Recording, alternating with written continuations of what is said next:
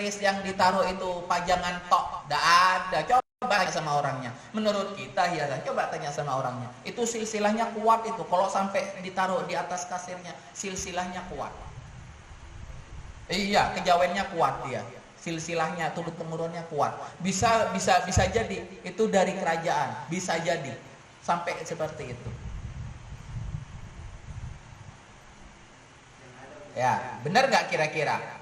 Itu adalah hal syirik yang dianggap biasa masyarakat sekarang, baik di rumah-rumah ataupun di tempat-tempat usaha. Naruh tulisan raja itu di atas. Sedangkan itu dari seorang ustadz, bukan dukun. Benih dari dukun itu, Bu. Dari seorang kiai, ustadz. Setelah itu dibuka ternyata apa? Macam-macam akhirnya tulisannya itu. Nanti akan ada pembahasannya. Syirik itu terbagi menjadi dua, syirik asghar dan syirik akbar. Adakah yang tahu syirik asghar, Pak? Syirik tersembunyi atau syirik kecil, yang istilahnya saking kecilnya sampai menyembunyikan itu bahwasannya itu syirik. Seperti tadi, tak yang syirik, yang kebiasa itu. Kalian apa? Datangnya dari kiai. Esoro kiai, tulisnya tulisan Al-Quran mencandeng oreng, tulisan Arab, pas bedo bintang, kadang tulisan Arab, bentuknya bentuk apa? Makhluk tertentu, bentuk macan, bentuk pedang, macam-macam, bentuk bintang, macam-macam. Syirik asghar, tersembunyi atau syirik kecil? Syirik ringan katanya. Ada lagi syirik akbar, syirik yang memang cipla tak minta tak ka sokoba bukan minta sama Allah, sudah mintanya apa?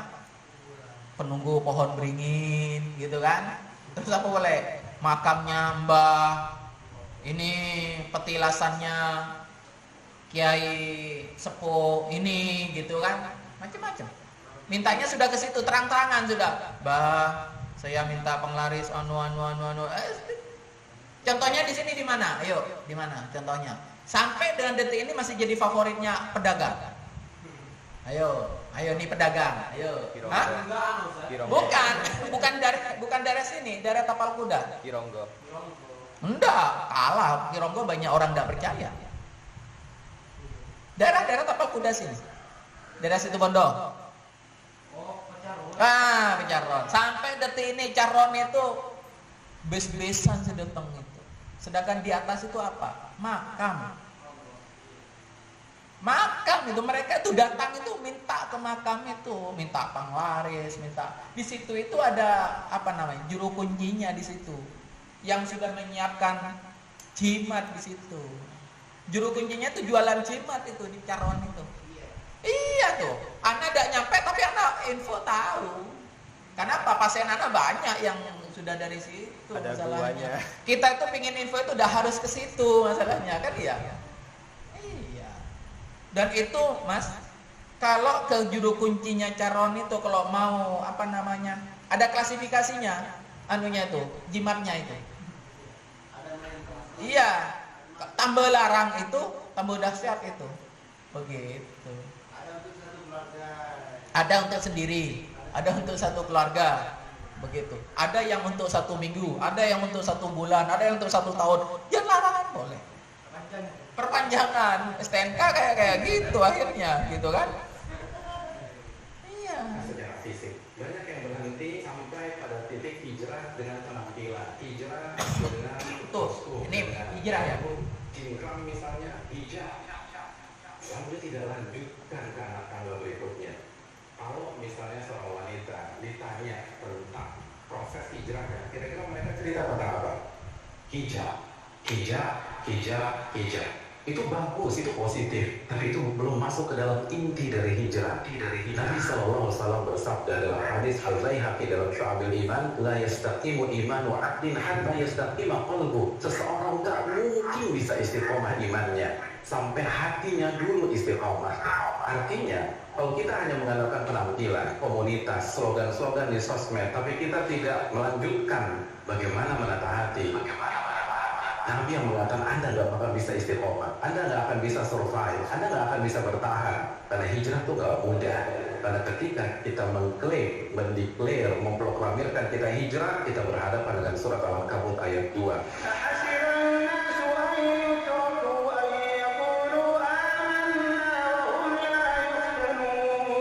Apakah manusia berpikir, berasumsi mereka akan dibiarkan begitu saja memproklamirkan keimanan mereka, hijrah mereka, taubat mereka, dan mereka tidak diuji oleh Allah Subhanahu wa Ta'ala. Hanya orang-orang yang menata hatinya bisa melewati itu semua. Dan perlu kita camkan, hijrah dengan penampilan adalah tingkatan yang paling bawah dalam Islam. Itu bagus, itu positif, tapi masih ada yang lebih tinggi. Makanya kita tahu surat Al-Hujurat ayat 14, bagaimana ada sebagian orang-orang Badui mengatakan kami beriman. Qalatil a'rabu amanna. Langsung dijawab oleh Allah, qul lam tu'minu walakin qulu aslamna. Kalian tuh belum beriman, kalian baru menjalankan Islam yang zahir saja. Makanya kelanjutannya apa? Walamma yadkhul imanu fi qulubikum. Beriman belum masuk ke dalam hati kalian. Ini baru tingkatan Islam, artinya amalan-amalan zahir. Jadi sangat lucu sekali, ada orang sombong dengan hijabnya, ada yang sombong dengan jenggotnya, dengan cingkrangnya. Itu bagus, tapi Anda baru di grade yang paling bawah. Anda belum naik. Allah yang mengatakan iman belum masuk ke dalam hati kalian. Makanya kan ketika Allah berbicara tentang libas, tentang pakaian, tentang hijab dalam surat Al-A'raf ayat 26, apa kata Allah Subhanahu wa taala?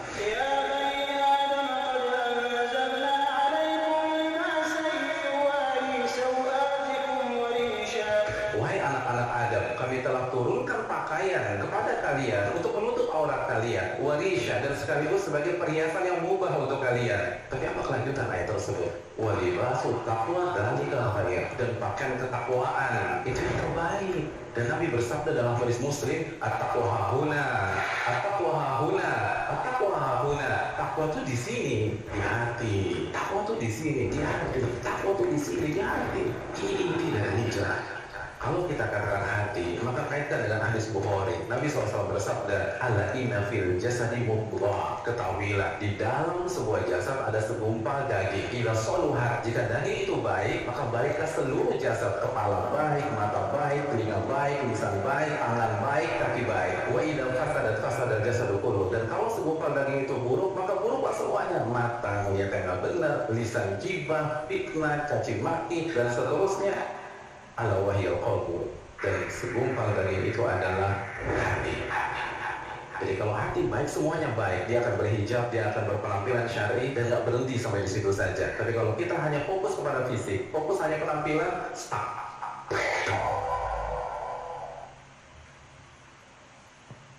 Inti dari hijrah sebenarnya itu bukan cuman pakaian.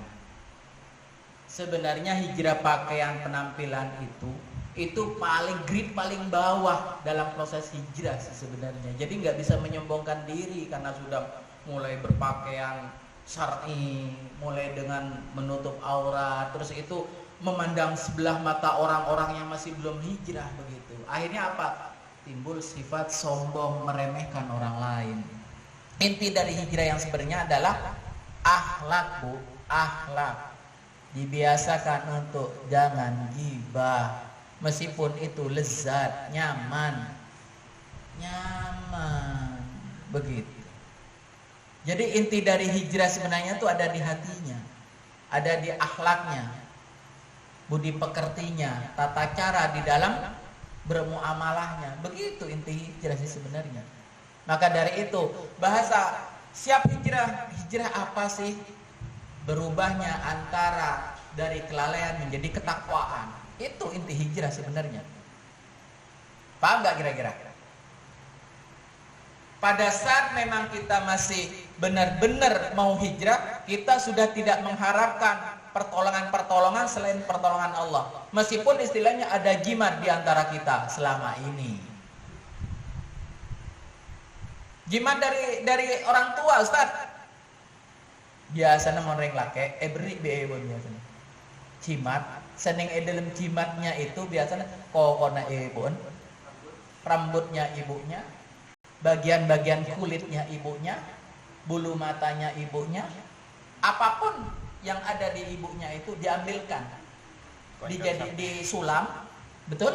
Setelah disulam dikasihkan ke anak laki-lakinya. Mau antara keluaran angkui gire mak selamat benjong. Itu jimat itu. Jimat. Kenapa itu bisa dikatakan jimat meskipun tidak ada ritual-ritualnya, tidak ada jampi-jampinya?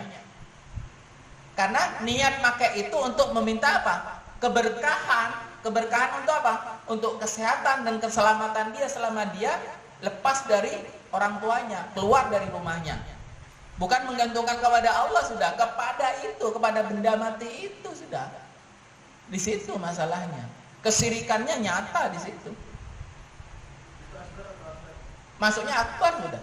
Kenapa masuk akbar? Karena menggantungkan keselamatan, kesehatan, menggantungkan keberkahan kepada makhluk mati. Bayangkan, bukan makhluk hidup lagi. Kalau masih menggantungkan ke ustadz ulama itu makhluk hidup masih. Tapi ini makhluk mati. Kuku mati, nggak bisa berbuat apa-apa. Kulit, rambut, tidak ada manfaatnya apa-apa. Atau istri seorang bidan, mungkin bisa menjelaskan secara kesehatan ya. Bapak anak, dan sudah tidak pernah melakukannya lagi, kena ragu setelah saya menjelaskan. Khawatir menjadi sebuah sirik lantak, kemudian bapak menyimpannya, tapi disimpan dan dibuang. Tali-tali pusar kami bertiga, maksudnya kakakku yang nomor 2 dan aku yang lusuh, masing-masing sudah bapak kasih nama, masing-masing nama A, B, C-nya itu. Kemudian di saat kami salah satunya sakit, itu dibegel. Apakah ada secara kesehatan? Itu secara kesehatan tidak ada. Sama dengan anak konsultan sama istri. Istri itu hampir 30 tahun jadi bidan. Jadi secara keilmuan dia sampai sekarang jadi bidan ahli. Kemarin diangkat oleh rumah sakit jadi bidan ahli. Beliaunya itu sampai belajar S2, sekarang mau S3. Ngutak-ngutik tentang tali pusar berhubungan dengan medis itu nggak ada sama sekali. Pada saat sakit perut atau sakit apapun itu dibegel, direndam, terus airnya diminum, ternyata sembuh. Ya karena keyakinannya, sugestinya. Begitu, hanya itu. Tapi dijamin tidak setiap sakit begel pasti tidak. Mungkin sesekali saja. Begitu. Biasanya sakit tabu biasanya. Sakit tabu. Begitu. Dan itu maksudnya syirik atau tidak? Maksudnya syirik atau tidak?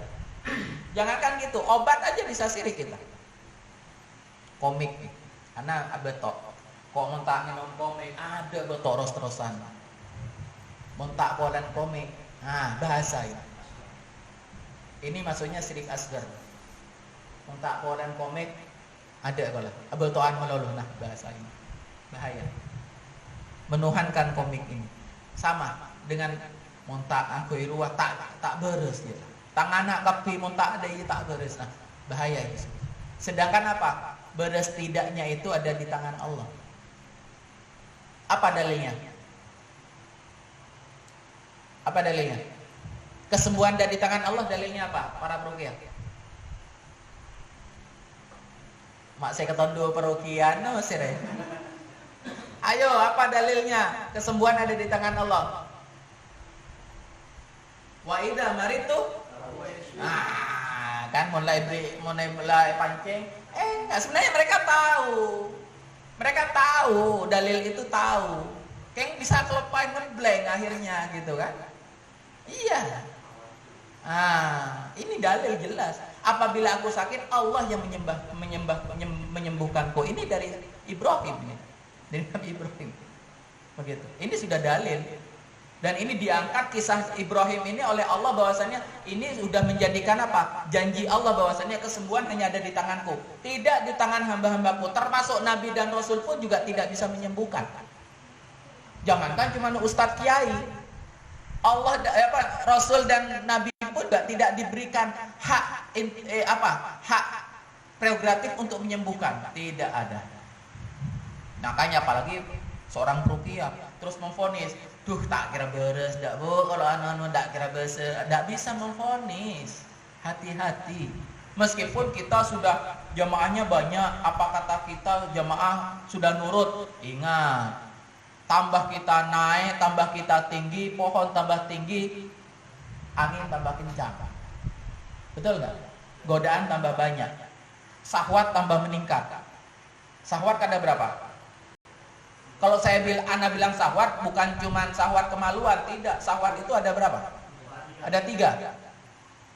Ada berapa? Ada 4. Ayo, mana Ruqyah ini? Syahwat ada berapa? Pertama bayi dilahirkan, syahwat yang dimunculkan oleh Allah syahwat perut. Tidak ada bayi baru lahir terus minta mobil sama orangnya, mobil. Tidak ada. Pasti apa? Oh lapar. Apa? Oh minum. Syahwat perut dulu yang ditimbulkan oleh Allah. Setelah itu lama-lama baru syahwat di bawah perut. Syahwat kemaluan, ingin berkeluarga. Kalau sudah dewasa ingin berkeluarga. Semua orang pasti ingin berkeluarga, ingin punya keluarga, ingin berkembang biak. Setelah nafsu kedua di bawah perut itu nafsu apa? Pingin kaya. Coba sudah. Tak kira aja. Tron di keluarga, selain di keluarga pas tromesken aja. Pingin mau beli apa ada. Mau minta apa anaknya ada. Serba kecukupan. Mon bisa beli perakun cukup. Tetapi bisa lebih. Betul? Syahwat yang ketiga adalah syahwat ingin kaya. Syahwat kekayaan, harta. Yang terakhir adalah syahwat ingin menguasai sesuatu. Mangga namun senyaman presiden repuan. Setro detia bupati repuan. Setro detia kepala desa tingkat paling kecil repuan. Polan apa? Mondet di penguasa, ketiga syahwat yang awal tadi itu kena semua, didapat dengan mudah. Adakah kira-kira presiden saya ngakan? Dah makan nyaman lo. Malah menunya itu sebelum disantap itu saya sama ajudannya saya dicek dulu ini mengandung apa, ini sama pas pampres. Jangan dibilang pas pampres prakun dangadani budin presiden kalau sudah pidato, bukan cuman itu tugasnya. Setiap makan dan minuman presiden sebelum disantap itu dicek dulu itu, takutnya mengandung ini dan itu. Makanya presiden itu jarang sakit. Vitaminnya wah macam-macam tuh sampai sebegitunya. Tapi mau lamar detik presiden, ada nggak pas pampresnya yang peduli? SBY ada pampresnya yang peduli? Tidak ada, sudah lewat sudah. Makanya pingin detik presiden ketiga kalinya Jokowi kan? Betul kan? Lobby sana, lobby sini supaya Pak bisa presiden 3 kali. Repot. Karena ngerasa nyaman jadi presiden. Tuh presiden, tak kira kekurangan makan dan minum. Datang TV nyaman boleh. Tak kira akan kok keren. Ya enggak, tak mungkin. Gitu loh. Pasti juga sudah enak menunya. Masalah makanan, masalah perut, syahwat perut teratasi pada saat berpuasa. Yang kedua, bederakera yang istilahnya mau dinikahi yang kedua ketiga oleh presiden nolak. Jarang. Jangankan presiden, seorang kiai beda binin prasetok bu nyai itu binnya. Oh, bisa itu bu nyai saya kedua, saya ketelok, saya keempat. Kalau sudah kiai besar, tak kira prasetok binin. Dan repot saya nolak lamarannya seorang kiai kondang. Betul nggak? Syahwat kedua teratasi, terlewati, gampang didapat. Untuk mencari istri-istri muda tuh gampang. Terus syahwat yang apa ketiganya? Kekayaan. Badara kira penguasa semiskin. Tak ada. Kekayaannya sebelum jadi presiden 5 miliar. Setelah jadi presiden tak kira pastoran dari 2 miliar. Bisa berkali-kali lipat. Baru sebulan 2 bulan jadi presiden sudah berkali-kali lipat. Kenapa? Sogok sana, sogok sini, Allahu a'lam. Remonasi sana, remonasi sini. Terus tender sana, tender sini. Itu di luar dari apa? Di luar dari kewajaran dia menerima upahnya sebagai gaji. Di luar dari itu. Saya paling banyak kalau gajinya kan sudah diperlihatkan ke halayak ramai. Berapa gaji presiden? 100, kurang lebih 150. Bayangkan. Hanya segitu. Hanya segitu. Menurut Ana hanya itu karena apa? Di luar dari gaji itu bisa berem-eman itu setiap bulannya itu. Nah, makanya kenapa orang berlomba-lomba ingin menjadi penguasa. Karena apa? Pada saat jadi penguasa, syahwat yang lainnya itu gampang didapatnya. Kembali kepada bahasan kita tentang bahayanya jimat di situ. Yang pertama, secara langsung atau tidak langsung, secara sadar atau tidak sadar, pasti akan menjadikan petaka bagi si mempunyainya atau si pemakainya. Tak pernah yang kui Ustadz, SMP bara Ustadz, tetap akan menjadikan petaka. Kalau tidak bagi dirinya, keturunan-keturunannya. Ini terjadi kepada siapa? Budenya anak yang kemarin anak ruqyah. Ternyata budenya bilang, Ustadz, anak pingin diruqyah juga. Kenapa? Anak setiap malam itu selalu digerayangin orang tinggi besar. Sedangkan beliaunya itu tidak bersuami, Pak. Jadi istilahnya janda, single parent, baru pulang dari Saudi, dapat 2 tahunan kurang lebih. Anak cuma bilang begini, coba tanyakan kepada abi dan uminya apakah ada pendaman-pendaman. Gondoruo, Pak. Tidak jauh dari apa? Tidak jauh dari pendaman-pendaman. Kenapa dia itu sampai mau menggerayangi, mau menggauli, mau menggoda macam-macam seorang perempuannya? Karena dia itu merasa berkuasa di rumah itu. Kenapa dia merasa berkuasa di rumah itu? Karena dia merasa diritualkan dulu, dipanggil. Lewat apa? Lewat ritual pendeman itu. Ternyata apa? Ana baru ngomong kayak gitu, dia terus, iya Ustadz, dulu pernah saya waktu SMA itu ngelihat Umi manggil seorang Ustadz, bukan Ustadz sebenarnya sih, paranormal katanya. Terus mendem apa gitu di depannya pintu dapur Ustadz, karena Umi waktu itu sakit dak sembuh-sembuh. Tuh kan, langsung. Bukan karena saksinya, enggak. Karena emang dalam ilmu ruqyah itu Gondoruo itu enggak jauh dari ini. Pendeman-pendeman, tidak mungkin sudah ke jenazah kodam jauh, tak ada kodam Gondoruo itu, tak ada. Seher Gondoruo, mau seher tafrik, seher marit, seher mahabat, tak ada yang jenisnya Gondoruo itu, tak ada sekali. Loh kok bisa Ustaz tahu Gondoruo, sedangkan kan kita nggak bisa mengerti. Iya memang, tapi sifat-sifatnya itu memang sudah mengacunya ke itu. Setan dari bangsa jin yang suka dengan perempuan yang tidak bersuami ataupun ditinggal suaminya, tak ada boleh, tak kira tuyul, tak kira wewe gombel, tak kira kuntilanak, tak kira, tak mungkin. Pastinya sudah ini sifatnya. Apalagi dia bilang, pada saat Ustadz dia naik ke punggung saya, Ustadz, saya kan takut Ustadz, tapi sedikit banyak saya noleh, ternyata tinggi besar, bulunya lebat. Apa boleh?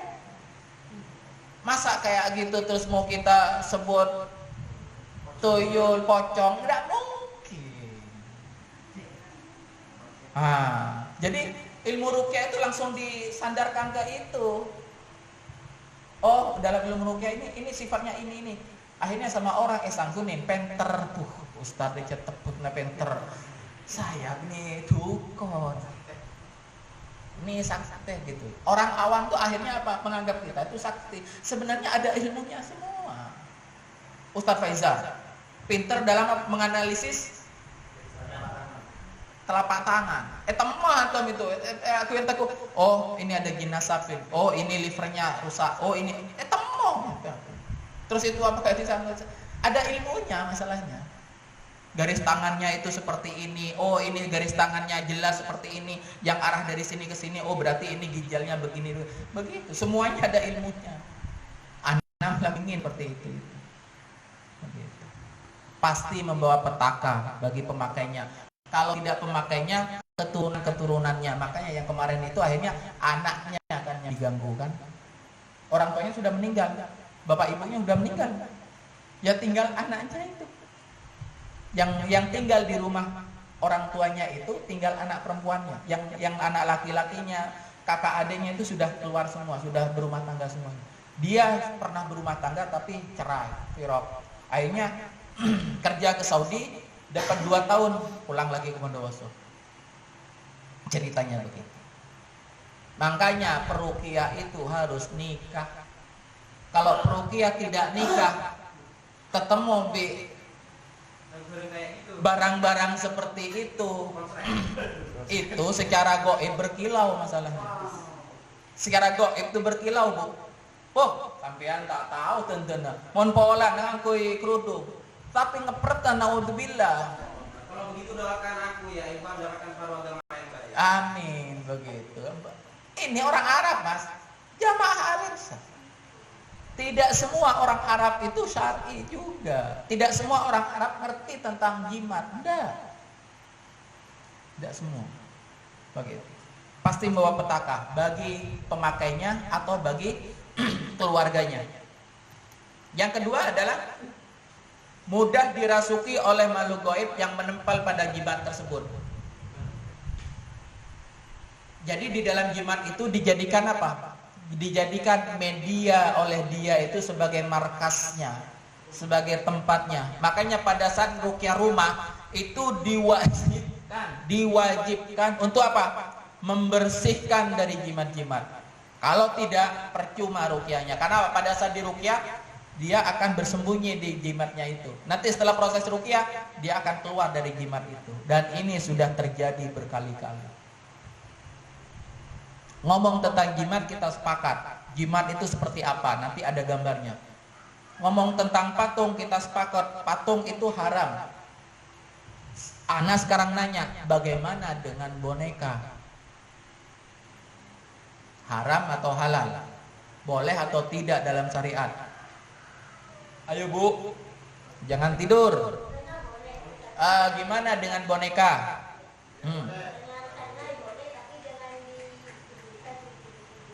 Boleh kata Ustaz Nay, tapi jangan diberikan. Boleh tidaknya bukan kata Ustaz, kata syariat, Bu. Kata Allah dan Rasulnya.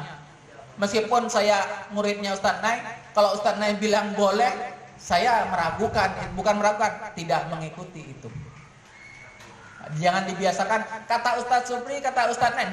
Jangan. Kalau bisa dalam syariat yang saya tahu sesuai dalil Al-Quran atau sesuai dengan petunjuk Rasul begitu. Jadi tuntunannya kita adalah Al-Quran, bukan seorang ustadz atau siapapun. Karena apa? Siapapun tidak bisa menghukumi itu halal atau haram. Siapapun, kecuali Allah dan Rasulnya. Begitu. Jadi bahasa kata ustadznya itu dicoret, Bu. Ustadz, saya pernah dengar katanya, mendingan gitu. Katanya boleh, tapi kalau ditidurkan. Gitu. Terlalu ke Ustaz Nay, Bu, terlalu apa namanya, mengidolakan Ustaz Nay gitu. Repot jangan orang idola gitu. Gimana Iwan? Apa dalilnya tidak boleh? Sedangkan Siti Aisyah punya boneka.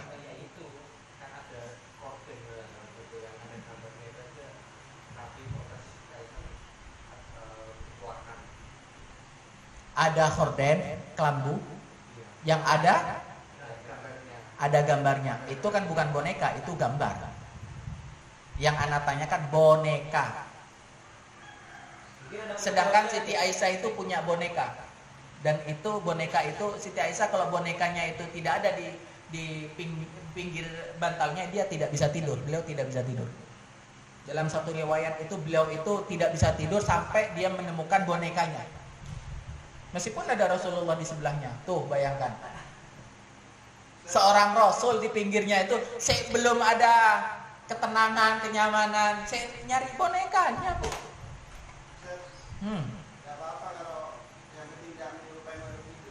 Iya, tapi kan boneka-boneka sekarang ada boneka batu. Jarang. Ada boneka bola, ada tapi tidak laku. Yang laku apa? Boneka Barbie. Boneka apa boleh? Beruang, boneka macan. Hah? Apa tayo itu? Hah? Bus. Ya kan itu kan bukan makhluk hidup. Gak ada masalah. Ayo, boleh atau tidak? Kalau boleh dalilnya apa, kalau tidak dalilnya apa. Kita bilang boleh dan tidak itu kan sepengetahuan dalil kita. Ustadz, menurut saya itu boleh Ustadz, tapi kalau masalah dalil belum nemu saya Ustadz. Mending gitu. Yo. Allah pernah mendapati Aisyah. Ada ya Aisyah ini kuda sembrani, maksudnya kuda terbang. Rasulullah tertawa. Itu dari kebolehannya. Mungkin untuk kehati-hatian untuk zaman sekarang masih mirip janganlah cari yang boneka. Ayo, itu dalilnya tuh. Sepengetahuannya seperti itu. Yang lain. Ayo supaya tidak pasif pertemuan ini. Makanya kenapa Anda lebih suka banyak nanya supaya antum itu pertama tak ketondu, keduanya itu bisa mikir juga. Jangan antum berakun nerema begitu. Antum juga harus ngasih kepada anak itu. Ada apa? Ada apanya namanya itu? Memberi dan menerima itu apa namanya itu? Interaksi. Begitu. Ayo, boleh atau tidak? Ayo, pemahaman wawasannya dibuka. Cukup itu. Terwakili semuanya? Tidak. Boleh atau tidak? Tidak boleh. Loh, terus hadisnya Aisyah? Hadisnya Aisyah itu bahwasannya bonekanya Aisyah itu tidak lengkap, tidak ada matanya dan tidak ada mulutnya. Dalam hadis sahihnya itu bonekanya Aisyah itu memang berbentuk makhluk hidup, tetapi tidak ada matanya dan tidak ada mulutnya. Itu yang diperbolehkan. Jadi kalau sudah ada bagian tertentu yang hilang, itu sudah tidak menyerupai makhluk hidup namanya, kata jumhur ulama. Makanya antum itu kelompoknya ada bonekanya anak itu colok matanya itu kalah. Iya, begitu. Salah satu, iya. Jadi itu sudah tidak termasuk menyerupai. Meskipun masih ada tangannya, kakinya, masih ada kepalanya, itu dalam hadisnya itu diperbolehkan masih. Tetapi kalau sudah seluruhnya sudah sama dengan ciptaan Allah, matanya ada, hidungnya ada, mulutnya ada, sampai ke giginya tengaleh begitu. Semuanya ada lengkap, itu yang diharamkan. Makanya biasanya sihir-sihir atau setan-setan jin-jin itu baik jin khodam maupun jin penunggu ataupun jin-jin sihir-sihir tafrik, sihir-sihir mahabbah itu biasanya kalau sudah diruqyah itu larinya ke situ. Berkali-kali ana meruqyah dulu ya, sebelum ana punya generasi meruqyah kemana-mana sendirian tuh selalu begitu. Ngumpetnya itu di boneka. Pada saat sekali diruqyah dapat 3 hari nyaman, hari keempatnya ana dipanggil lagi ngeruqyah lagi 2 kali, ana sudah mulai curiga apa nih? Rumah sudah diruqyah, orangnya sudah diruqyah, pertaubatannya sudah maksimal, hijrahnya sudah dilakukan, tapi masih ada sihir gampang masuk. Apa ini masalahnya? Akhirnya suatu ketika ana curiga dengan boneka yang ada di kamarnya, boneka kayak besar lah, bukan boneka anak-anak perempuan, tapi besar. Ya seperti itulah. Memang teman tidurnya dia. Bukan ana coba, feeling ana itu kuat, itu harus dibakar. Minta keridoannya dibakar, jerit-jerit si pasiennya pada saat dibakar. Jangan bakar rumah saya, jangan bakar rumah saya. Akhirnya apa? Ana baca referensi. Kenapa kok jin sihir itu bisa seneng ke boneka? Ternyata dapat jawaban dari satu artikel ruqyah internasional yang pernah Ana baca. Kenapa? Karena boneka itu sama dengan patung, bedanya di bahannya. Kalau patung bahannya kaku, bisa dari semen, bisa dari batu, bisa dari kayu, dan berat biasanya kalau patung itu. Sedangkan boneka itu biasanya ringan, lemah lembut, bisa dari kapuk, bisa dari kain, bisa macam-macam. Tapi hakikatnya dalam syariat itu sama saja, itu juga termasuk patung. dikiaskan oleh ulama antara gambar bernyawa dengan foto, akhirnya dikiaskan kan? Set diperbandingkan. Oh, kalau begitu lukisan dengan foto sama enggak? Ayo. Kalau patung dengan boneka dianggap sama, sekarang pertanyaannya lukisan orang dengan foto sama enggak kira-kira? Jumhur ulama, semua ulama sepakat, kira-kira haram atau enggak? Boleh atau tidak dalam syariat kita?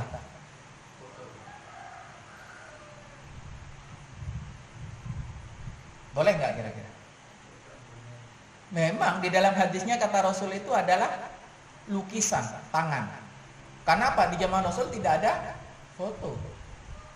Di zaman Rasul kalau ada foto mungkin Allah wa'alam, mungkin Rasul juga menyertakan jikalau memang diharamkan. Sekarang poinnya ada pertanyaannya, boleh atau tidak foto itu? Boleh asalkan tidak lengkap. Ya, ada nggak foto yang nggak lengkap? Setengah badan? Nggak ada, mesti nih KTP mesti setengah badan, tak kere paceng. Hah? Boleh memang kalau setengah badan, karena tidak lengkap. Yang lengkap, boleh atau tidak? Nah, apa dalilnya boleh? Bayangan, sama dengan kaca. Ulama mana yang menyebutkan itu? Ulama mazhab Hanafi. 3 mazhab yang lain, Syafi'i, mazhab Hambali, satu lagi mazhab Maliki, sepakat ketiga-tiganya tidak membolehkan. Karena apa? Pemilikan mirip banget. Ya memang mirip, betul katanya Mas Rusdi tadi. Karena itu bukan lukisan tetapi penduplikatan. Apa bedanya dengan kita bercermin? Kan sama, bercermin itu barang yang memantulkan tubuh kita.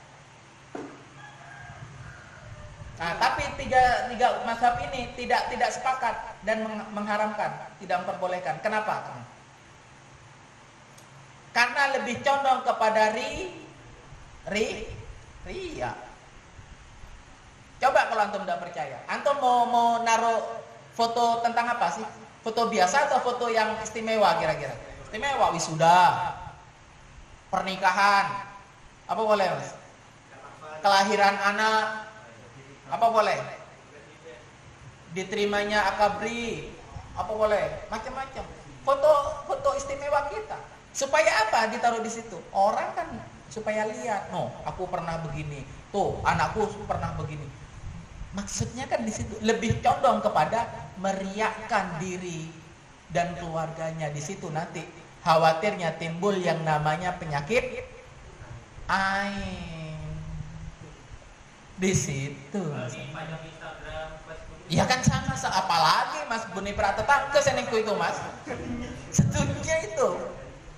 Makanya kan sihir-sihir sekarang itu tidak butuh foto, Pak. Tidak butuh foto konkretnya. Kalau dulu dukun-dukun bawa fotonya ke sini, ke emo saya ngerti referensi. Sekarang kan butuh fotonya kan tinggal di Facebooknya. Kalau kata nggak di foto, kita dokumentasi, kita di foto lagi ngaji di foto gitu, nggak sadar bagaimana? Tapi kan bukan kita, kemauan kita kan, orang kan. Nah tujuannya orang untuk apa? Kira-kira bisa nggak kira-kira? Ya ini saya mau meriakkan teman saya nih, saya soleh ini kan begitu. Ada nggak orang-orang kira-kira istilahnya pingin meriakkan orang lain? Enggak. Kebanyakan orang mau meriakkan diri sendiri. Tidak mungkin meriakkan orang lain. Tidak mungkin. Menjatuhkan, iya. Kalau mau menjatuhkan orang lain, iya. Tapi kalau umpamanya supaya orang lain ini riak, semua solehnya biar orang banyak tahu, jarang orang begitu. Maksudnya di dokumentasi taruh di yayasan gitu? Oh boleh, kan tujuannya kan untuk dakwah. Boleh. Kembali ke pokok bahasan. Yang kedua itu mudah dirasuki oleh makhluk gaib yang menempel pada jimat. Ya, jimat itu berarti jadi sarang. Sarangnya makhluk gaib itu. Pada saat diruqyah dia pasti akan lari ke situ. Kalau itu tidak dimusnahkan. Makanya pada saat ruqyah rumah itu wajib hukumnya itu melepaskan dan menghancurkan. Baik yang ketempel, baik yang disimpan Pak, baik yang Dompet disimpan di dompet, disimpan di lemari, ataupun yang disimpan di tanah. Maksudnya apa? Pendeman, bongkar semuanya. Meskipun yang jadi gini. Oh iya. Iya, harus dibongkar. Kenapa harus dibongkar? Dalam jumhur ulama di kesepakatan ulama di pakar-pakar ruqyah, kenapa harus tetap dibongkar? Karena Allah itu ingin melihat keseriusannya, ikhtiarnya, benar nggak ingin menghancurkan kesirikannya yang dulu pernah dilakukan. Allah itu butuh bukti. Kalau umpamanya tuh kan eman Ustaz, membantir nggak bisa. Kesirikan itu tetap kesirikan, dan jangan bermain untung rugi kalau sudah dengan hukum Allah begitu. Jangan bermain dengan hitung-hitungan dan untung rugi. Anak begitu. Ini harus dipecahkan. Kan sayang Ustaz ya saya ini kan cuma menyampaikan, Pak. Kalau Bapak ingin sembuh, ya lakukan itu. Kalau mau sesuai metode yang saya bawa, ruqyah yang saya bawa. Kalau enggak, monggo Bapak sekarang cari yang lain, monggo silahkan. Pulang, enggak ada masalah, sering. Nah, kita harus punya harga diri ya. Jangan istilahnya pas ruqyah itu disepelekan kita, oh iya Pak, enggak usah ya Ustaz ya. Iya Pak. Hanya gara-gara kita mulai waktu nyampe amplop boleh nanti. Harga diri kita mana gitu. Oh, enggak bisa, kan enggak nyerep, kecuali kalau ini bisa nyerep, itu beda cerita, boleh. Tapi itu teknik tahapan yang ketiga. Setelahnya orangnya itu benar-benar mengingkari itu, yang keduanya sudah ada usaha untuk mencari, tidak ketemu, baru enggak bisa tahapan ketiga dijadikan tahapan utama paling atas, enggak bisa. Jadi ada tahapan-tahapan utama, setelah itu baru tahapan kedua, kalau nggak bisa baru tahapan ketiga. Kan yang namanya menggali lagi itu kan belum tentu ketemu, apalagi sampai puluhan tahun sudah dipendem, belum tentu ketemu. Tetapi Allah kan tidak butuh ketemu hendaknya, yang Allah butuhkan apa? Keseriusan, usahanya, ikhtiarnya itu, benar-benar bukti mengingkari itu, ingin menghancurkan itu. Menjadilah tak bisa tade, sudah dulu yakin di sini Ustaz, sudah sampai segini dibongkar tidak ketemu, ya berarti itu sudah bukan kehendak kita. Tinggal ambil air, ruqyah airnya disiramkan. Setelah disiramkan, tutup lagi. Kalau misalkan lupa kayaknya sekitar sini harus diganti. Kalau lupa minta petunjuk kepada Allah. Jangan di waktu itu juga disuruh dipaksakan untuk dibongkar. Bu, Pak, minta petunjuk kepada Allah. Nanti coba sholat hajat atau sholat mutlak atau sholat tahajud. Minta kepada Allah, ya Allah tunjukkan keyakinan di manakah aku pernah menanam sesuatu yang Engkau pasti murkai. Karena sesungguhnya mulai saat ini aku ingkari itu ya Allah. Kalau masih tidak ada keyakinan, suruh jalan di situ. Di tempat tersebut itu mana kira-kira di satu tempat ini katakanlah ya, teknik nih, satu tempat ini katakanlah, tapi dia lupa di sudut-sudut mana, minta kepada ya Allah, aku akan mendeteksi dengan berjalan kaki tanpa alas kaki. Jikalau Kau berkehendak, disitulah tempatnya, bikin kakiku, buat kaki itu panas ya Allah, atau buat kakiku itu kesetrum ya Allah. Dijawab yakin sama Allah. Atau bisa kesurupan, dan ini sudah terjadi pada pasien saya. Suruh jalan ternyata sudah semaput, geblak di situ. Oh di situ, aku udah dijawab sama Allah. Banyak teknik-teknik itu untuk mendeteksi hal-hal yang lupa itu banyak. Yang pertama, mohon kepada Allah dengan apa? Berdoa dan sholat. Jikalau Allah tidak memberikan keyakinan dalam hatinya, deteksi dengan yang kedua apa? Dengan berjalan kaki tanpa pakai alas di tempat tersebut. Minta kepada Allah. Harus ada zikir. Apa zikirnya? Istighfar. Untuk memupus yang namanya kesirikan itu. Astagfirullah, astagfirullah, astagfirullah. Sambil dirasakan kakinya. Ngerasa ngerenyeng apa enggak? Ngerasa panas atau tidak? Ngerasa letih atau tidak? Ngerasa tidak ada tenaga atau tidak? Biasanya macam-macam itu nanti. Biasanya begitu. Lanjut. Rajah yang ditulis dalam tubuh dapat menarik makhluk gaib. Tahu rajah? Tolesan-tolesan Arab itu ning biasanya di punggungnya. Untuk apa biasanya? Untuk kebalan. Bal. Hah? Apa pegon? Indonesia diarahkan itu. Iya. Itu kan sebenarnya kan apa namanya mantra-mantra tertentu yang diarabkan. Seperti nama. Qasim itu diarabkan kan bisa. Qaf, sin, nun. Qasim sudah. Apa itu terus kita tulis dengan huruf hijaiyah, huruf Arab itu terus dikatakan itu Al-Qur'an? Enggak. Itu nama orang tetapi ditulis dengan bahasa Arab. Sama mantra-mantra pun juga ingin mengelabui orang-orang awam, itu ditulisnya dengan aksara Arab. Mantra-mantra mereka itu. Bahaya jimat yang keempatnya adalah gampang dicintai oleh makhluk halus. Gampang sekali. Entar ke pasar, reaksi. Entar ke matahari seanyar, reaksi. Reaksi ini apa? Merinding lah, merasa berdesai ngebuntutin lah, merasa ada yang memperhatikan lah, begitu. Jadi di tempat-tempat tertentu itu dia itu ngerasa nggak nyaman gitu. Itu namanya tuh senengin makhluk astral. Terus yang pastinya bahaya jimat itu termasuk syirik. Dan dosa syirik itu adalah dosa yang paling sangat dibenci oleh Allah itu, dosa syirik itu. Karena apa dosa syirik itu? Dosa yang paling besar. Inna syirka la dzulmun adzim. Sesungguhnya perbuatan syirik itu adalah dosa besar. Begitu. Duh, nih macam-macamnya. Beda Sabtu. Mun koren ini tak termasuk ya. Ini anak ini koren ini. Ini musola ini. Tuh lihat anunya. Karpetnya. Semele karpet itu jadi sedekah jariah ini. Tuh. Beda apa ini?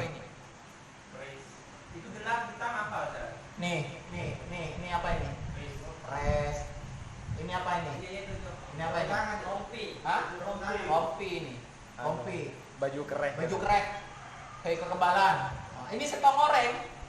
Ini punya satu orang. Ini apa ini? Ini di apa namanya? Ini pakai pakai apa namanya? Pakai kulit rusa. Ini kulit macan. Ini meleni Indomaret kan.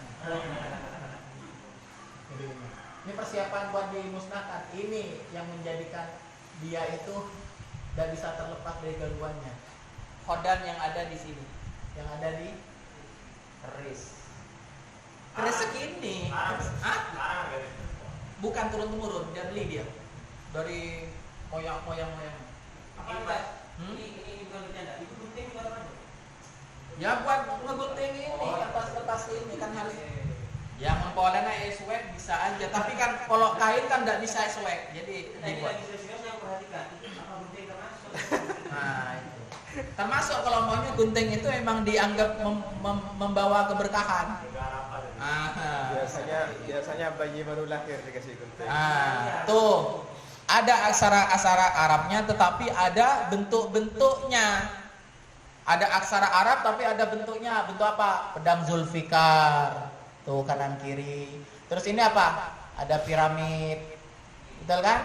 Nah, ini kan simbol-simbol tertentu ini. Ada yang bisa baca enggak? Mau habis 30 juz pun juga ada yang bisa baca ini. Karena ini bukan Al-Qur'an, tetapi ini apa? Mantra-mantra yang apa? Ditulis dengan apa? Dengan huruf hijaiyah, huruf Arab. Yang kita tahu cuman ini aja, la ilaha illallah. Ini kan cuma menyisipkan aja supaya masyarakat yang awam itu menganggapnya ini dari Islami. Oh, biasanya begitu. Ini yang ini yang ada di atas pintu. Oh. Kalau nemu gimana, Ustaz? Kenapa? Ada om saya nemu kan Temu di mana? Di Jalan. WC, di WC. Bagus nggak? Ini keberuntungan atau yang saya itu ada apa namanya? Sabu itu ada tulisan pegonya ini barokah ya. Gimana ya? Ya dia benar-benar menganggapnya barokah atau cuman Dia sendiri yang ngomong. ya sudah syirik maksudnya. Meskipun istilahnya dia dapatnya tuh secara tidak sengaja di WC gitu. Tapi sudah menganggap jangankan itu ya. Nemu sabun umpamanya ning WC nganggep itu barokah itu aja sudah syirik, apalagi nemu kayak gitu. Nemu sabun aja. Kan iya. Nemu sampo umpamanya kira satu saset, barokah ya. Polan segi puluh sebelum saya masuk seorang kiai polan saya masuk. Oh, ini paling lambat kiai kan begitu bahaya juga. Kalau dibakar saya dulu. Hah? Dibakar setelah dia anak bakar itu. Itu enggak. Masalahnya kan bukan pemusnahannya, masalahnya apa? Pelurusan akidahnya si orang itu yang paling penting daripada hanya sebatas membakar. Antum membakar diam-diam, suatu ketika nanti omnya tahu, jadi masalah enggak? Masalah, salah di situ masalahnya, salah pola pikirnya. Pingin menyelesaikan tetapi malah menambah masalah baru. Akhirnya bersih tegang antara ponaan dengan omnya. Hanya gara-gara apa? Membakar. Keyakinan omnya itu barokah, keyakinannya antum itu adalah kesyirikan. Menjelaskan dulu sampai dakwahnya antum diterima. Biarkan omnya sendiri nanti yang bakar. Begitu ngapain antum yang bakar? Antum ngapain sampai bakar-bakar itu capek-capek? Enggak. Dakwahi sampai benar-benar masuk. Kalau sudah masuk, tidak usah antum minta, dia akan bakar sendiri. Malah bisa-bisa dia nangis-nangis bakar itu. Kenapa? Ngerasa bisa-bisa. Kalau begini Ustaz, maaf ya. Gimana? Sedikit panjang ini ceritanya. Bapakku di umur 83 itu jauh sebelumnya sudah memahami tentang bagaimana itu syirik, tentang bagaimana barang-barang yang disyirikkan, senjata-senjata apa semuanya sudah saya sampaikan ke Bapak tentang hal ini yang nggak boleh. Kemudian satu yang sulit saya selesaikan, Bapak mengatakan, iya kamu tahu tentang ini, nak foto-foto anak-anakmu ada di handphonemu, tapi Bapak tidak paham ini. Bapak hanya bisa menyimpannya di memori, bisa pakai bahasa kita ya, tentang masa lalu kecil kalian. Tolong jangan kemanakan itu pusat-pusat itu. Padahal aku ini memendamnya. Aku sudah mengatakan, Pak, setiap apa bagian di tubuh kita pendam. Bahkan itu yang copot dari jenggot kita pendam. Ini tak pendam ya, bukan dibuang, itu pendam. Menghargai. Maka dari itu butuhnya kesabaran kita dalam berdakwah kepada siapapun termasuk orang tua. Anak berdakwah kepada orang tua itu 3 tahun. Baru bisa masuk, baru didengar. Pada saat pasien-pasien anak sudah mulai banyak, orang tua anak masih belum mau mendengarkan apa yang anak sampaikan. Tetapi pada saat pasien itu yang si pasiennya anak tahani, keluarganya yang ikut otomatis kan tidak ikut masuk ke musola kan? Ada di emperan teras kan? Ngobrolkan dengan bapak anak itu. Sekali, 2 kali, 3 kali, 4 kali baru hidayah terbuka itu. Oh nyaman kimpian di potra pun enggak nikah no ustaz bisa nih. Itu jaraknya tuh 3 tahun, bayangkan. Pertama itu anak itu gampang untuk dakwah sama orang, sulit dakwah kepada keluarga. Makanya salah satu metodenya dakwah sama keluarga itu jangan oleh diri kita, oleh orang lain yang dianggap oleh beliaunya itu mempunyai kapasitas untuk berdakwah kepada dia, seperti guru, mungkin punya guru spiritual atau kakak guru ngaji atau ke imam masjid atau apa, itu yang harus menjelaskan. Kalau kita akan sulit, masih sulit. Ayat bapakku menangis bukan karena sesembahannya atau apa yang dison itu dimusnahkan, bukan. Dia menangis, aku tidak punya kenangan untuk kalian bertiga kecuali tali pusar kalian. Jadi apa boleh disimpan? Tidak boleh, karena apa? Tidak ada tuntunannya. Rasul pun juga tidak menuntunkan itu. Kalau anak bilang boleh kan berarti pendapat dari anak. Sedangkan boleh tidaknya itu harus sesuai dalil. Harus sesuai dalil. Tidak bisa kita bilang boleh atau tidak, haram atau halal hanya sebatas apa mau kita, menurut kita. Nggak bisa. Kita nggak punya hak prerogatif untuk menghukumi sesuatu. Yang bisa menghukumi sesuatu itu boleh atau tidak, haram atau tidak, itu hanya Allah dan Rasulnya. Maka dari itu kembalikan lagi, apakah Rasul pernah melakukan ini? Tidak pernah. Nah caranya bagaimana? Pak, sesungguhnya manusia itu diciptakan oleh Allah itu dari tanah, dan sesungguhnya kita akan kembali ke tanah. Termasuk tali pusar ini dibiarkan, diikhlaskan untuk dikembalikan ke tanah. Sekali tidak masuk, tidak masalah. Nanti 2 kali begitu, terus begitu. Kalau umpamanya berbarengan dengan hidayah Allah menyapa bapaknya antum, omongan antum sekali ini aja, meskipun sudah keberapa kalinya ini yang didengar. Contohkan ujung mulut saja sudah dipandang. Iya betul. Tapi tidak mudah. Berdakwah kepada orang tua tidak mudah. Ayo, siapa yang berdakwah kepada orang tuanya gampang? Ayo sudah. Tidak ada. Tidak bisa. Ustadz Syafiq sendiri pun itu butuh waktu bertahun-tahun berdakwah itu kepada orang tuanya. Sekelas beliau, bayangkan. Beliau kalau ngomong ke orang se-Indonesia itu beliaunya kayaknya gampang, tapi ke orang tua sulit. Makanya banyak nabi-nabi dan rasul-rasul itu yang tidak ada jaminan anggota keluarganya itu ikut beliau menjadi apa? Seorang mukmin. Contohnya siapa? Nabi Ayub. Anaknya, istrinya, pengikut-pengikut umat-umatnya tidak mau disuruh naik ke gunung. Tidak percaya kalau sebentar lagi akan ada air bah akan naik. Ayo naik ke gunung, ayo bikin perahu. Ini ada wahyu dari Allah bahwasannya aku disuruh bikin perahu yang besar. Supaya apa? Supaya menyelamatkan kalian dari air bah yang akan datang sebentar lagi. Tidak mungkin, ini dataran tinggi, kata umatnya. Dataran tinggi. Kamu kalau umpamanya mau bermimpi jangan di siang hari, di malam hari, kata istrinya. Betul ini. Akhirnya apa kata Allah itu? Ya sudah, tinggalkan aja yang tidak mau mengikuti ajaranmu, meskipun itu anak ataupun istrimu. Akhirnya ditinggal. Ditinggal hanya kurang lebih dalam satu riwayat 30 orang yang nurut sama Nabi Ayub, Nabi Nuh. Akhirnya apa? Mereka ikut naiklah ke bukit yang tinggi. Bahasa kita kan gunung. Di situ bikin mereka itu kapal besar. Masuklah ke kapal itu, ternyata apa? Allah berkehendak air bah itu datang, terhanyut semuanya, mati semuanya sia-sia. Kenapa? Nabi Nuh pada saat terselamatkan dari air bah itu ternyata beliaunya itu dimakan paus. Kenapa? Karena ada dosa. Dosanya apa?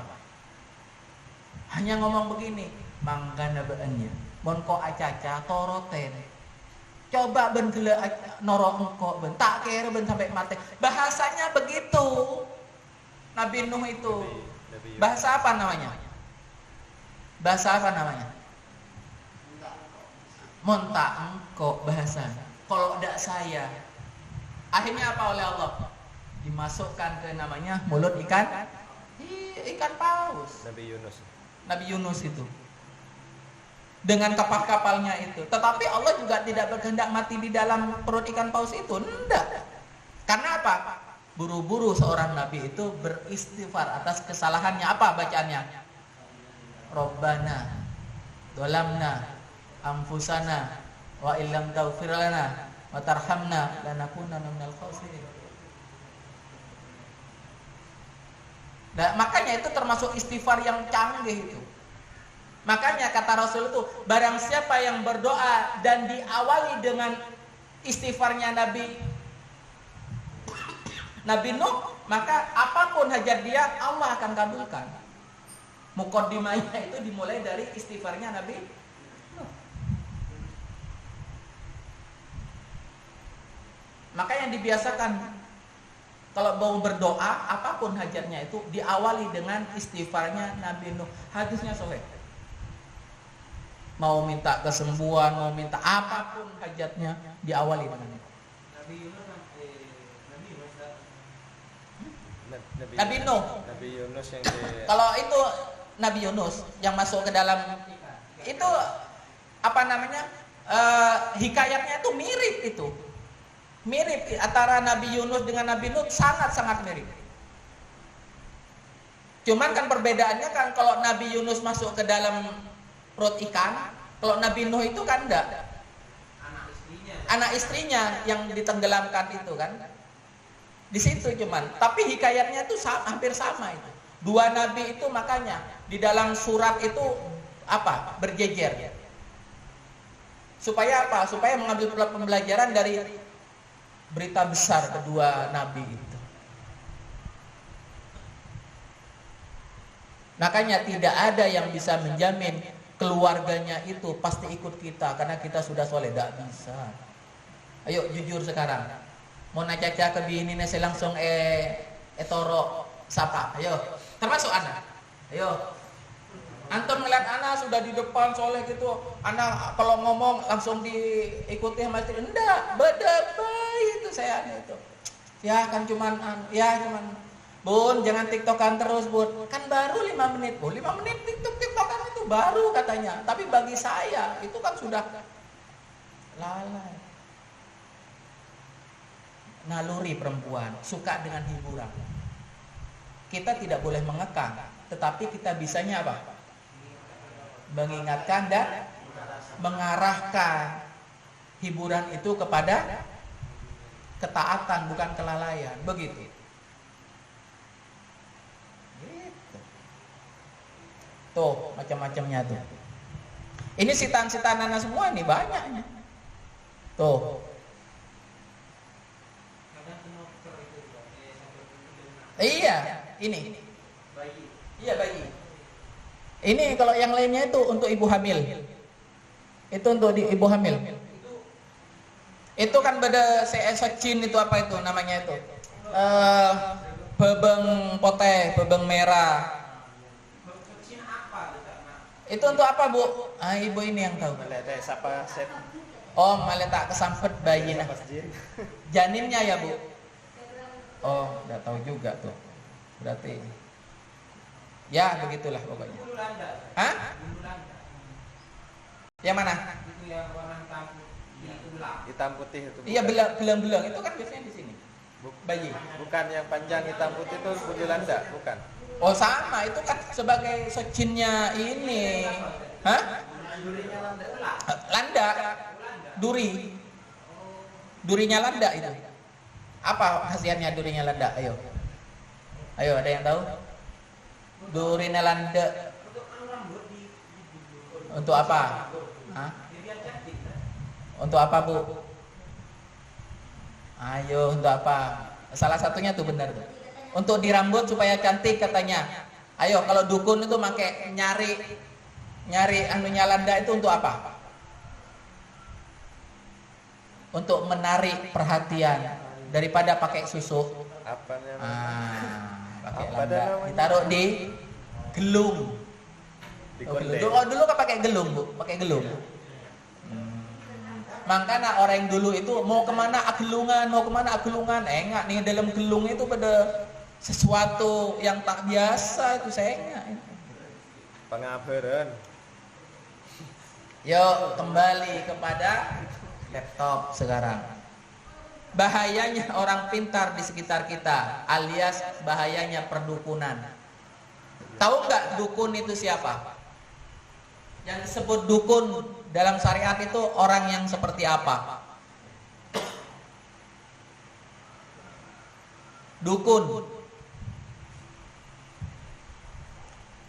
Ayo, jangan sampai istilahnya tahu dukun tapi menjabarkan nggak ngerti apa dukun. Dukun itu orang yang bisa ngeramal masuk dukun, ya. Apalagi orang yang bisa menerawang, ya. Apa bedanya meneramal dengan menerawang?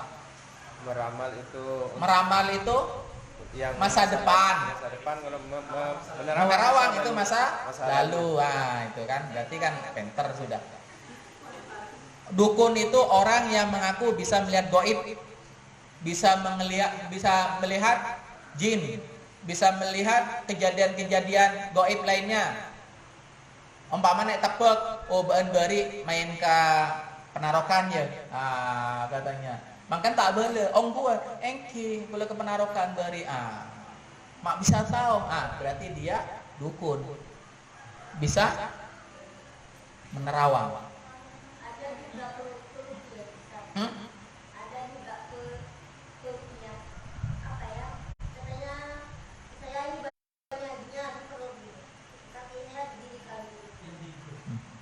Peruqyah tapi bisa tahu. Peruqyah tapi bisa melihat jin, katanya baik. Kira-kira benar atau enggak? Anak antum itu nih baunya beda duaan. Nih bau kanan, bau kiri nih setong. Tapi saya paling kejem itu saya berdening etokona. Bener nggak bahasa anak? Jujur, bener nggak? Dusta. Apa dalilnya? Hah? Al-ghaibi illallah. Tidak ada yang hidup di langit maupun yang hidup di bumi yang mengetahui tentang gaib kecuali hanya Allah. Ada dalil lain? Kecuali Allah, Rasul pun juga tidak bisa melihat kegaiban. Dalilnya apa Rasul tidak bisa melihat? Nabi Muhammad pun tidak bisa melihat kegaiban. Ustaz, berarti izin pulang dulu. Nggih, monggo. Siap. Nggih. Apa kira-kira dalilnya? Dalilnya bahwasanya Rasulullah tidak bisa melihat kegaiban. Dalilnya di mana? Salah satunya, banyak sih dalilnya sebenarnya. Salah satunya apa? Pada saat seorang Siti Aisyah kehilangan cincinnya, Rasulullah pun juga tidak tahu cincinnya Siti Aisyah itu Di mana? jatuh di mana. Sehingga apa? Sehingga Rasulullah juga ikut mencari. Serumah dicari sampai dari duha sampai ke duhur. Sampai para jamaah menunggu di Masjidil Haram itu menunggu Rasulullah untuk mengimami. Rasulullah nggak datang-datang di duhur itu. Akhirnya apa? Dua sahabat Umar dan Utsman itu disuruh oleh sahabat yang lain untuk menengok Rasul. Takutnya Rasul kenapa-kenapa. Hari apa ini? Hari Senin. Oh, ini jatahnya ada di rumah Siti Aisyah. Datanglah ke rumah Siti Aisyah. Apa yang mereka berdua ketahui pada saat datang ke rumah Siti Aisyah? Terlihat bahwasanya sibuknya Rasul dengan sang istri untuk mencari-cari. Akhirnya apa? Kedua sahabat nanya, "Ya Rasulullah, apa yang kau lakukan dengan istrimu?" "Aku sedang mencari cincin istriku. Dari tadi waktu duha sampai sekarang aku cari masih belum ketemu." Akhirnya apa yang dilakukan sahabat yang dua itu? Ikut mencari, 4 orang mencari. Tidak bertahan lama, ternyata apa? Yang namanya matahari itu naik sampai panasnya bedekeben senyaman tunggangannya Siti Aisyah setiap kemana-mana itu namanya apa? Onta kecil, onta mungil. Itu terpangker duduk di depan rumahnya. Karena saking panasnya, onta itu berdiri. Ternyata ada di bawah ontanya. Rasul pun juga tidak tahu tentang barang hilang. Itu dalil. Salah satu dalil. Ujuk-ujuk sekarang seorang ustadz sudah tahu tentang kegaiban. Kalau bukan dia dukun. Dukun tahu kegaiban karena apa? Karena punya haddad. Begitu. Makanya kata Rasul, barang siapa yang mendatangi tukang ramal ataupun dukun, maka sholatnya selama 40 hari tidak akan diterima oleh Allah. Man ata arrafan au kahinan fasalahu an syai'in lam tuqbal lahu sholatan arba'ina yauma.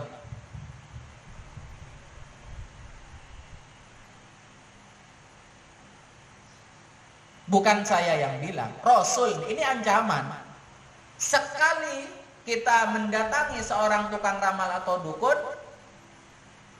tanpa ngomong, tanpa nanya, tanpa apa, baru datang saja, ancamannya adalah 40 hari sholat kita itu tidak bakalan diterima.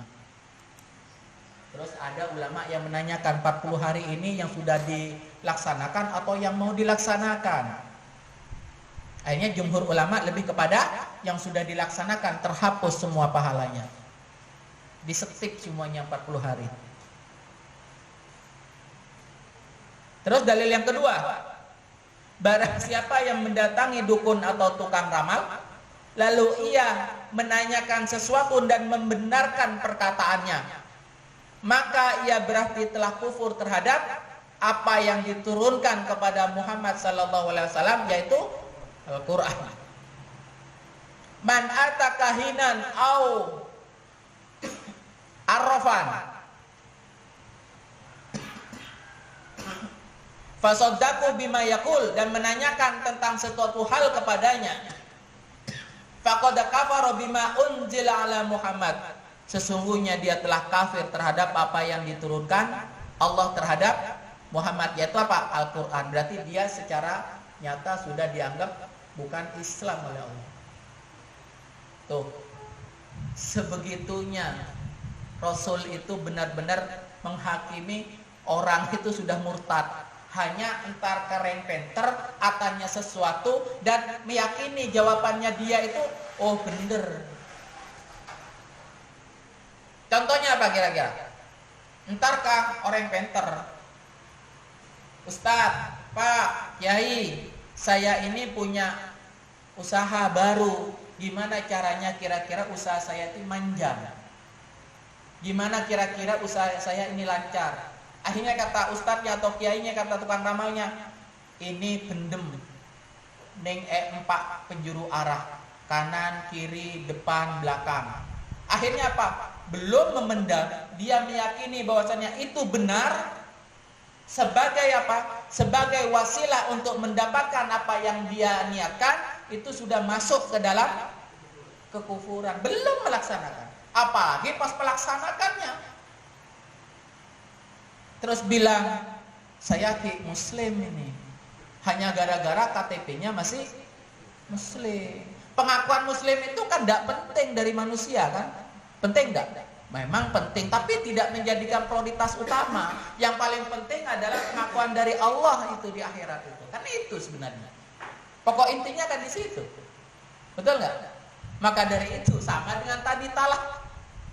Menurut orang masih suami istri, tapi menurut Allah sudah bukan.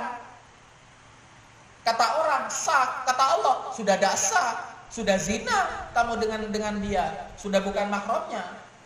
Setiap menit, setiap detiknya engkau itu berkumpul dengan istrimu dalam satu rumah, engkau sudah mulai mengumpulkan dosa-dosa di hadapanku, kata Allah.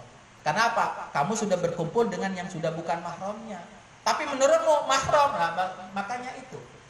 Kita harus tahu yang namanya syariat. Sehingga apa? Kita seolah-olah tidak pernah berzina sama orang lain. Sepengetahuan kita. Tapi menurut Allah kita sudah berzina. Dengan siapa? Dengan orang dekat kita. Menurut kita itu istri, tapi kata Allah itu bukan istrimu sudah. Makanya kata Rasul di dalam sabdanya itu ada orang yang merugi di hadapan Allah. Ada orang yang merugi di hadapan Allah. Yang merugi yang seperti apa itu? Ada yang tahu? Yang enggak masuk jannah. Nah, ya salah satunya itu. Yang disuruh masuk jannah tidak mau. Salah satunya apa? Orang seperti apa?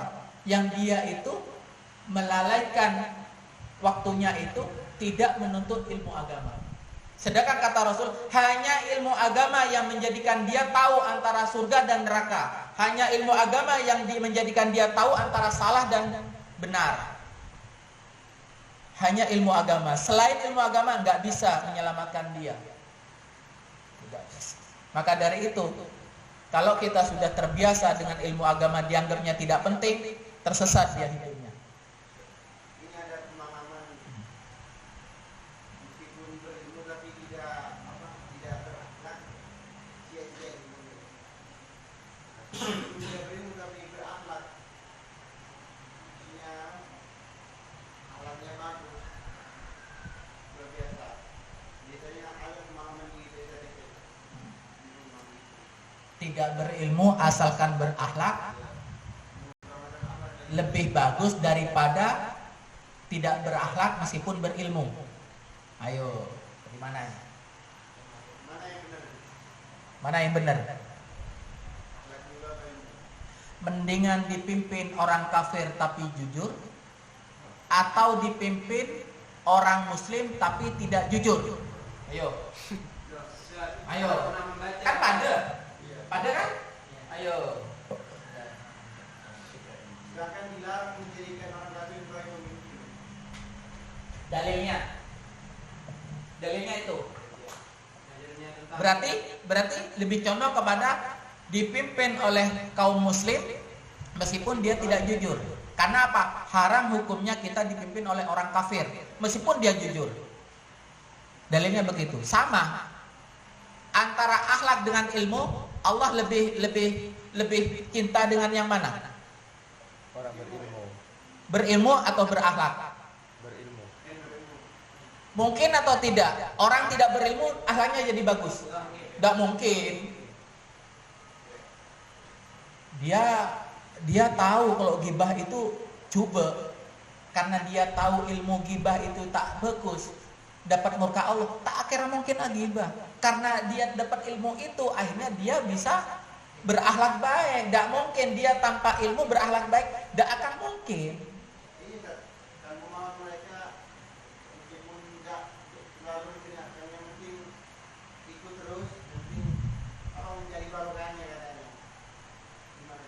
Maksudnya gimana?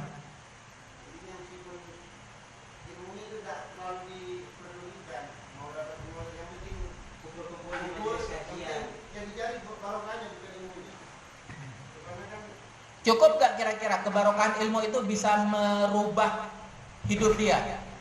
Cukup gak kira-kira? Keberkahan yang dia harapkan itu bisa merubah hidupnya dia. Sedangkan dia butuh sesuatu yang bisa membedakan nih.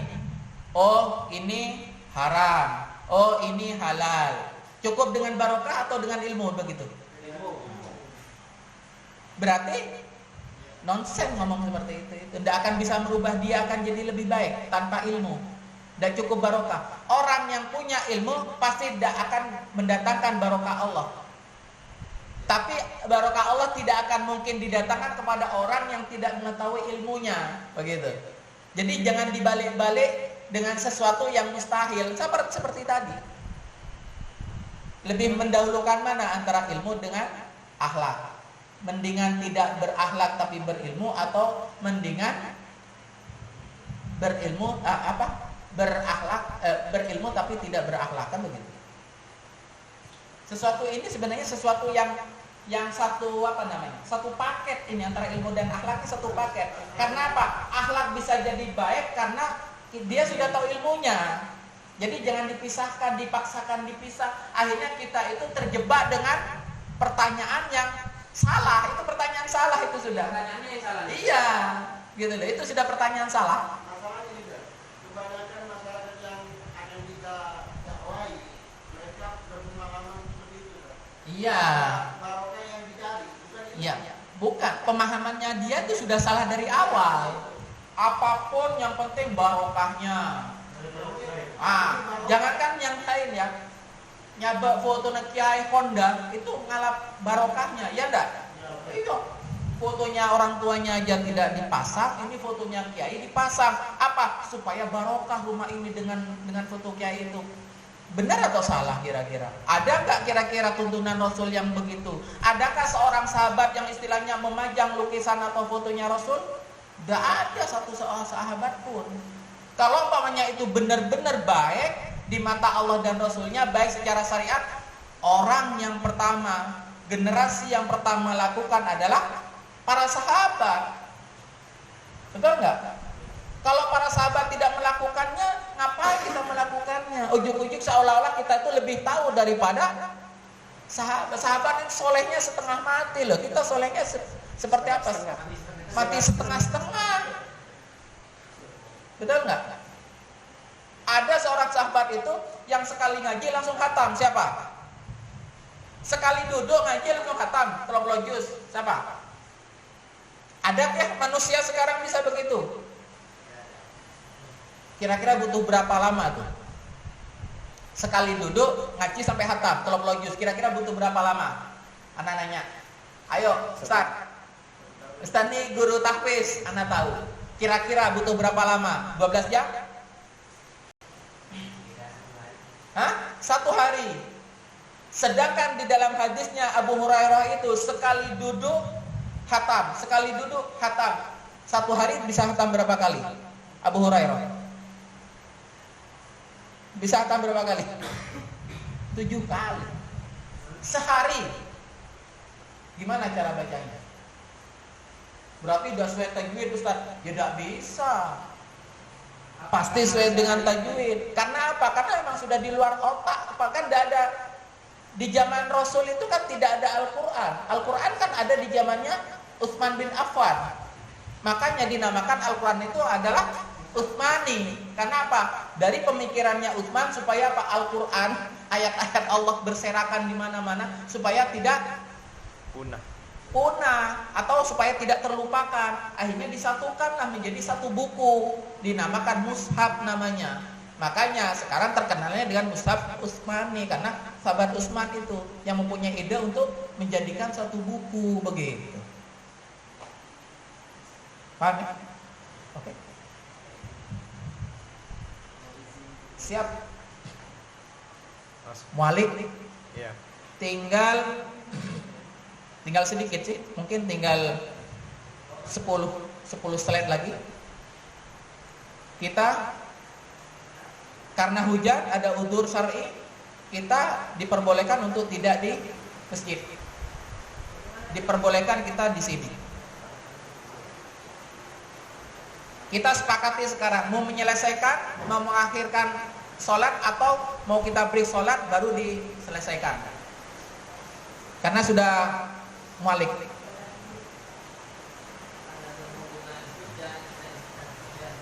Gimana? Dilanjut. Ya, memang kalau hujan itu rukhsah ya. Rukhsahnya memang sholatnya di rumah. Makanya kata Rasul itu, barang siapa yang mengambil keringanan rukhsah itu Allah lebih sayang terhadap seorang hamba yang mengambil rukhsah dari Allah daripada orang yang memaksakan diri tidak mengambil rukhsah keringanan dari Allah. Keringanannya apa? Pada saat hujan, kata-kata Rasul itu diperbolehkan untuk tidak datang ke masjid. Begitu. Kita sepakati kita sholatnya di rumah. Karena apa? Ambil rukhsahnya, ambil keringanannya. Cuman permasalahannya apakah mau diakhiri atau disegerakan sholatnya. Kalau diakhiri, kita otomatis selesaikan materi. Setelah itu kita sholat bubar. Atau mau disegerakan, kita break dulu, kita sholat. Habis itu baru dilanjutnya selesaikan. Lanjut. Ayo. Lanjut. Gimana? Break. Bisa ngopi-ngopi, bisa santai-santai. Siap? Ini tinggal 10 slide. 10 slide. Lampu nanggung. Siap. Kan pakai mobil. Oh iya ya. Kan pakai mobil. Pernah lihat hujan deras mobil tapi rodnya keluar ngeuk. Sama aja bohong. Gimana nih? Dihentikan lanjut? Hah? Lanjut. Bu, lanjut hentikan. Lanjut hentikan. Lanjut. Ayo fokus lagi lanjut. Satu dalil lagi. Apa dalilnya? Di antara kami ada yang mendatangi para tukang ramal, kata sahabat Rasul. Terus Rasulullah SAW berkata, jangan lagi kalian datangi tukang ramal itu. Berarti apa ini? Penegasan kembali bahwasannya tidak ada pengecualian seorang umat muslim itu untuk diperbolehkan datang kepada tukang ramal atau dukun, apapun niatnya. Niatnya apa? Untuk mencari barang hilang. Kunci saya tersengsal. Sudah dicari kemana-mana ternyata tidak ada. Itu dakwahnya bukan menyuruh sholat kepada para umatnya. Apa yang pertama kali dilakukan Rasul itu? Hah? Mengenalkan tauhid. Yang kedua adalah menghancurkan berhala-berhala. Pertama kali.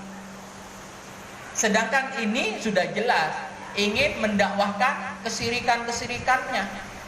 Terus kita mau diam-diam aja. RH Bondowoso Al-Fatih boleh bila bisa ning ejetes, bila bisa ning demangan, bila boleh. Hanya gara-gara ning jetes belum cekal. Kita punya badan hukum. Tapi di Al-Abrar 40 Idul, di sana tukang jaganya tidak nanggung-nanggung. Teman-teman kita dari saudara-saudara bangsa. Loh, ya kan tidak masalah. Kenapa memangnya kalau saudaranya bangsa? Ya di situ masalahnya kan. Arogansi mereka yang kita takutkan. Iya memang. Maka dari itu dakwah itu capek memang.